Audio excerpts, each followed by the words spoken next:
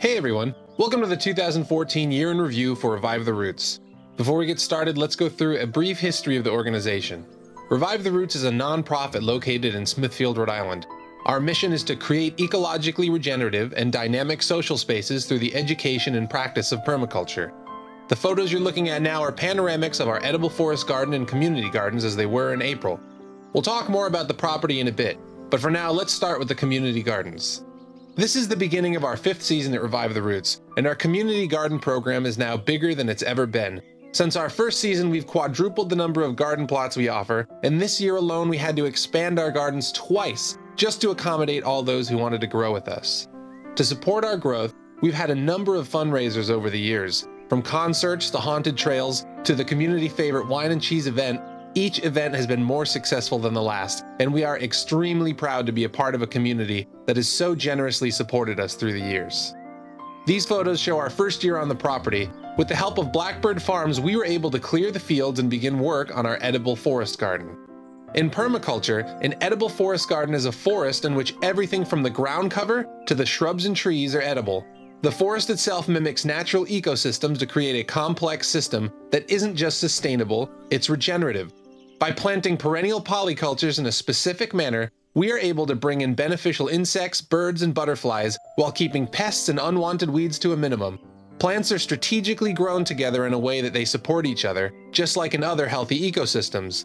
Because of this, once a food forest is fully established, there's no need for fertilizers or chemicals whatsoever. It's been 4 years since we've started our edible forest garden, and already most of our plants are bearing fruit. Pears, apples, almonds, strawberries, and blackberries, currants, sunchokes, herbs, rhubarb, asparagus, and much, much more, all living in harmony, supplying us and the rest of nature with a safe, chemical-free source of food, shelter, fuel, and more. So here we are at the beginning of 2014, putting up our high tunnel that we acquired through an NRCS conservation initiative. January isn't the best time to put up a high tunnel, but it was well worth it to have a greenhouse built and ready for the season. Here's some more pictures of construction, as well as a final view from the inside and outside. In the lower right, you can see the raised beds we built inside the greenhouse. This year we grew 4 different varieties of tomatoes, peppers, eggplant, squash, kale, ginger, garlic, figs, and a few others as well. As always, all of it organic and GMO-free. Here's some pictures from a few of the farmers markets we attended. Fresh herbs and berries were picked right from our forest garden, so we always had a nice variety of fresh produce. We also sold a lot of our produce right from the property, and also directly to local businesses such as Wright's Dairy Farm, Fertile Underground, and Local 121, just to name a few. Here's some other great additions from this year. A tool shed and hand washing station for our gardeners, a living roof and entranceway around our geodesic dome, and some lovely chickens as well.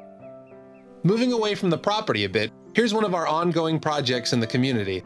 This is over at Smithfield High School, where we've teamed up to build an edible forest garden right in front of the school. What was once a sandy, unused patch of land is being transformed into a gorgeous edible forest garden that's being built with the help of the science and math departments at Smithfield High School. Students are learning about permaculture hands-on, working with us inside and outside of the classrooms to make this a space for students to enjoy for many years to come. Moving back to the property, we've been working with the Boy Scouts and Girl Scouts a whole bunch this year. Besides clearing the trails, the Girl Scouts have also been working on putting up beautiful wooden kiosks and working with us to create maps to go inside of those kiosks, and even going as far as putting birdhouses throughout the trails as well. The number of workshops and events we've had and participated in this year was incredible. All summer we offered summer reading days with free arts and crafts, we had a deep ecology workshop, an incredibly successful Trail of the Dead haunted trail fundraiser. We also teamed up with others for some great events, with Bryant College, Briarwood Child Academy, The Parlor, Fertile Underground, and Whole Foods, just to name a few. Here's a few photos from some of the events we've had and attended this year. We've been fortunate to host many wonderful people from all over the world on our property. Children from the Montessori School took a field trip to the property, as well as people from Permaculture Providence, the Girl Scouts, the Young Farmers Network, the Global Exchange Gathering, Providence College, and the Rockers from the Transition Organizing Committee. We look forward to having even more classroom visits to the property in the coming years, and hope you'll visit yourself sometime soon. Our educational programs have also really taken shape this year, and we've already begun testing our programs in classrooms all over the state. Here you can see a class at Gallego Courts learning about the basics of permaculture, and to the right are pictures from an open space meeting at Fertile Underground, and the crowd from the Young Farmers Network that came to visit us in the summer. And here's some of the press that we've gotten from our programs and workshops. One from our summer reading, and one from a presentation in garden planting we had at Anna McCabe Elementary School. And last, there's one from Young Farmers Night. Here you can see a few more accomplishments of the year, such as us getting our 501c3 status, Google listing us in their databases and on Google Maps, and our map of the property that we've been working on for some time. To get an idea of just how large the property is, notice the small cubed off area to the right of the map. That entire area is the community gardens, high tunnel, forest garden, and geodesic dome. There's about 26 acres of land total, so there's plenty to explore when you come visit. We've also redesigned our logo and started to redesign our website as well. Being able to keep you up to date with everything we're doing while also being as transparent as possible is a huge priority to us. And hopefully our new website will launch in the next few months with sections devoted to our educational programs, all of our individual projects on and off the property, as well as a section of the website that lets you know exactly where the money you donate is going. To close off this year in review, we'll talk about our curatorship in the Mowry House. This house was built in the early 1700s and overlooks the entire property that Revive the Roots manages. 3 of our directors moved into the house last December, and as part of living there, worked to fully restore the house. The photos to your right show window restoration happening. All of the original glass and wood is restored, with layers of lead paint being removed. Once the windows are lead-free, they're sanded down. Then any pieces of wood that were rotted away are rebuilt and sanded down again. Finally, the original glass is cleaned and reglazed into the windows before being painted and reinstalled.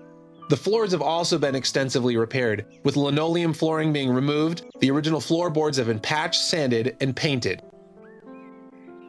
The photo at the top shows the condition most of the rooms were in to start. This series of photos shows one room being restored from start to finish. And finally, this is what the room looks like fully restored with someone living in it. This is the exterior of the house. Lots of lead paint and rotted wood to start with. You can see at the bottom of the window frames you can almost see into the house because of the rot. Here are a few shots after we scraped away the worst of it. And here it is after the entire front of the house has been scraped, sanded, and primed, with some of the rotted parts replaced. And finally, here's the fully restored front of the house. So that wraps it up for 2014. Thank you so much for watching. If you visited the property before, or if something in this video struck a chord with you, please consider donating to Revive the Roots. All the work done this year and in the past 4 years has been done by a core team of about 6 to 8 people, and we all do it on a volunteer basis. None of us are paid for the work we do, so you can be sure that 100% of your donation is going right back into the organization, towards education, towards our forest garden, community gardens, towards preserving a piece of history, and towards building a community that cares for one another and for the planet. So thanks again for watching. We hope to see you around in 2015.